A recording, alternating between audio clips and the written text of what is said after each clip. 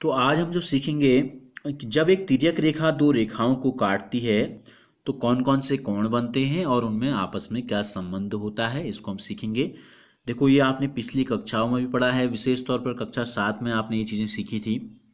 तो पहले तो हम इसका एक रिवीजन करेंगे। देखो, ये दो रेखाएं हमने ली हैं, ठीक है। एक का नाम हम एल रख देते हैं, या इसका नाम हमने रख दिया एम और इसका नाम रख दिया हमने एन। ये दो रेखाएं हैं, दोनों तरफ तीर के निशान आपको दिखाई दे रहे हैं, और ये है तिर्यक रेखा, ट्रांसवर्सल लाइन है, इसको हमने बोल दिया एल। तो जब एक तिर्यक रेखा दो रेखाओं को काट रही है, देखो दो पॉइंट्स पे, एक पॉइंट आपका ये है और एक पॉइंट आपका ये है, तो कुछ कोण बन रहे हैं जिनको हमने 1 2 3 4 5 6 7 8 नाम दिया गया है। तो यानी कि कुल कितने कोण बने हैं? देखो 8 कोण बने हैं। तो इन में क्या होता है, जो ये कोण बने हैं, यहाँ पे हमने क्या लिखा है, कोण का युग्म, यानी कि कोणों के कुछ जोड़े बनते हैं, ठीक है।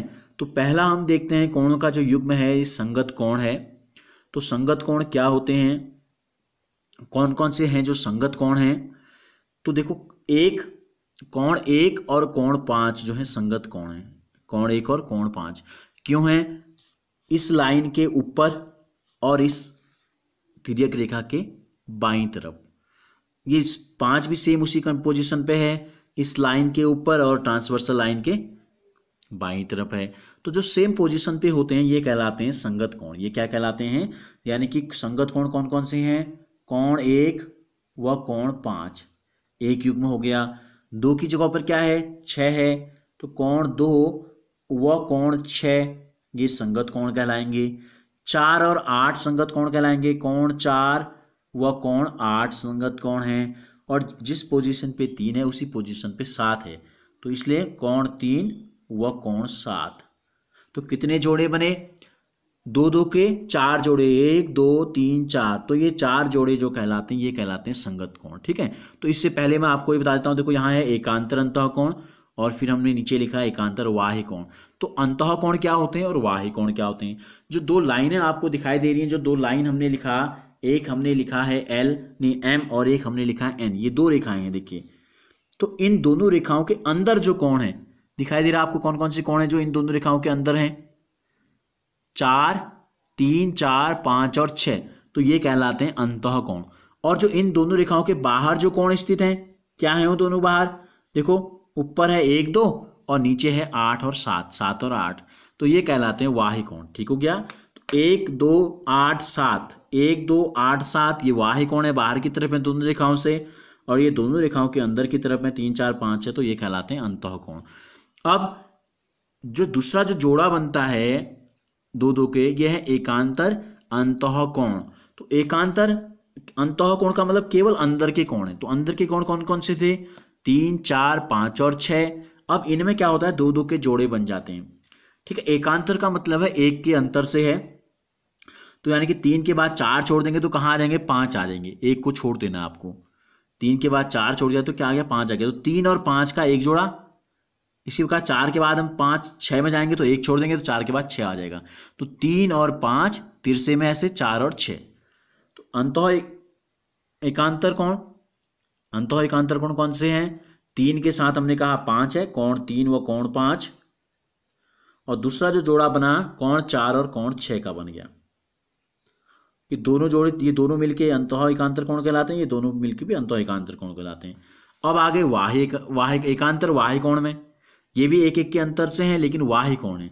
तो देखो, एकांतर में हमने अंदर में क्या देखा था? तिरछे में थे, 4 के सामने 6, 3 के सामने 5। तो इसी प्रकार हम बाह्य वालों को देखेंगे केवल, तो 1 के सामने यहाँ क्या है बाहर की तरफ? 7, और 2 की तरफ सामने यहाँ क्या है? 8। तो 1 और 7 एकांतर बाह्य कोण जो हो जाएंगे, ये हो जाएंगे कोण 1 व कोण 7, और दूसरा जो जोड़ा बन रहा है 2 के सामने है 8, कोण 2 व कोण 8। अब तिर्यक रेखा के एक ही ओर के अंतः कोण, तिर्यक रेखा के एक ही ओर के अंतः कोण, हम इनको क्रमागत अंतः कोण भी कहते हैं। तो तिर्यक रेखा के एक ही ओर के अंतः कोण लेने हैं। अंतः का मतलब अंदर के, अंदर कितने कोण हैं? 3 4 5 है, 4 ही कोण थे। अब ये तिर्यक रेखा है तो इसके एक तरफ कौन से कोण दिख रहे हैं जो अंदर हैं? 4 और 5। इस तरफ देखें तो कौन से दिख रहे हैं? 3 और 6। तो 3 और 6, 4 और 5, दो जोड़े बने, 3 व 6, और दूसरा जो जोड़ा बना कोण 4 व कोण 5। तो ये हो गए अंतः कोण। अब ये कब था, जब ये हमने लिया कि दो रेखाओं को एक तिर्यक रेखा काटती है तो इतने कोण बनते हैं। अब ये दोनों रेखाएं आपस में कभी मिलेंगी नहीं मिलेंगी आगे बढ़ाए जाने पर, ये कुछ निश्चित नहीं है। ये रेखाएं समांतर हैं असमांतर हैं, इसका हमने कोई जिक्र नहीं किया है। हमने केवल आपको ये बताया जब दो रेखाओं को एक तिर्यक रेखा काटती है तो ये 4 प्रकार के कोणों के युग्म बनते हैं। अब हम लेते हैं इसी में, जब एक तिर्यक रेखा दो समांतर रेखाओं को काटती है, अगर ये m और m, यदि m और n क्या हो जाएं, समांतर हो जाएं। अब हम आते हैं, यदि क्या हो जाए, m और n हो जाएं समांतर। जब हम दो खड़ी लाइनें लिखते हैं तो इसका मतलब दो रेखाएं समांतर हैं, यानी कि इनको दाईं तरफ बाईं तरफ किसी भी दिशा में आप आगे बढ़ाओगे ये कभी भी नहीं काटेंगे एक दूसरे को। तो क्या हो जाता है, ये जो 4 कोणों के युग्म हमने आपको बताए, जब ये m और n समांतर होती हैं तो संगत कोणों का प्रत्येक युग्म बराबर हो जाता है। यानी कि क्या हो जाएगा, यदि m समांतर n तो क्या होगा, कोण 1 बराबर हो जाएगा कोण 5 के, कोण 2 बराबर हो जाएगा कोण 6 के, कोण 4 बराबर हो जाएगा कोण 8 के, और कोण 3 बराबर हो जाएगा कोण 7 के। यानी कि सभी संगत कोण बराबर होते हैं। इस आपके अभिग्रहित को बोलते हैं संगत कोण अभिग्रहित। तो ये सारे नियम इसके बाद की जो प्रश्नावली में प्रश्न आएंगे उनको हल करने में हमारी मदद करेंगे। ठीक है, तो जब दो रेखाएं समांतर होंगी और एक तिर्यक रेखा उनको काटेगी तो संगत कोणों का प्रत्येक युग्म बराबर होता है। और इसका उल्टा भी सत्य है। उल्टा क्या होता है, हमने दो रेखाएं ली और इन दोनों रेखाओं में हमने जांच की, अगर 1 और 5 बराबर आ गए तो इसका, अगर एक युग्म भी बराबर हो गया संगत कोणों का तो इसका मतलब ये दी गई दोनों रेखाएं समांतर होंगी। इसको बोलते हैं इस संगत कोण अभिग्रहित का विलोम। ठीक हो गया। इसी प्रकार अंतः एकांतर कोण भी क्या होंगे, जब क्या होगा, ये दोनों रेखाएं समांतर होंगी m समांतर n, तब कोण 3 बराबर हो जाएगा कोण 5 के, और कोण 4 किसके बराबर हो जाएगा, कोण 4 हो जाएगा कोण 6 के बराबर। ठीक है, यानी कि दो समांतर रेखाएं जब एक तिर्यक रेखा काटती है तो इस प्रकार बनने वाले अंतः एकांतर कोण बराबर होते हैं। और इसका विलोम भी सत्य होगा। अगर दो रेखाओं को एक तिर्यक रेखा काटती है और इस प्रकार बने अंतः कोणों का अगर एक जोड़ा भी बराबर आता है तो इसका मतलब वो दो दी गई रेखाएं समांतर हैं। ठीक है, इसी प्रकार बाह्य कोणों का युग्म भी क्या होता है, जब दोनों रेखाएं क्या हो जाएं, समांतर हो जाएं, m समांतर हो जाए n के, तो कोण 1 हो जाता है कोण 7 के बराबर और कोण 2 हो जाता है कोण 8 के बराबर। यानी कि बाह्य कोणों का भी दोनों जोड़े बराबर हो जाते हैं। और इसका उल्टा भी सत्य है, अगर दो रेखाओं को एक तिर्यक रेखा काटे और कोई भी एक एकांतर बाह्य कोण अगर बराबर हो गया तो इसका मतलब दी गई दोनों रेखाएं समांतर होंगी। चौथा है, तिर्यक रेखा के एक ही ओर के जो अंतः कोण हैं, जब m और n बराबर हो जाते हैं यानी कि नहीं समांतर होती हैं, तब क्या होता है, यहाँ बराबर नहीं होते, यहाँ इनका जो योगफल है ये दो समकोण के बराबर हो जाता है। यानी कि एक समकोण होता है 90 का, दो समकोण कितने के हो जाएंगे, 180 अंश का।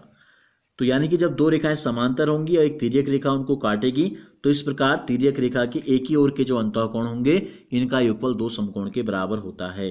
तो 3 और 6 को जोड़कर और 4 और 5 को जोड़कर आएगा 180।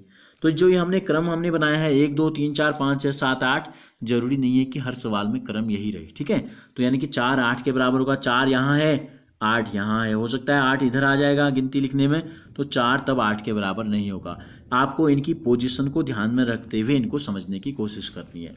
अब इसका विलोम भी वही होगा, अगर दो रेखाओं को एक तिर्यक रेखा काटे और तिर्यक रेखा के एक ही ओर के अंतः कोणों का योगफल अगर दो समकोण के बराबर हो गया तो इससे यह निष्कर्ष निकलेगा कि वो दो दी रेखाएं समांतर हैं। तो ये हमने आज आपका पढ़ा, जब दो रेखाओं को एक तिर्यक रेखा काटती है तो कौन कौन से युग्म बनते हैं और इनमें क्या संबंध है, और इसके बाद जो हम प्रश्नों को हल करेंगे उनमें ये सारी चीजें हमारी मदद करेंगी।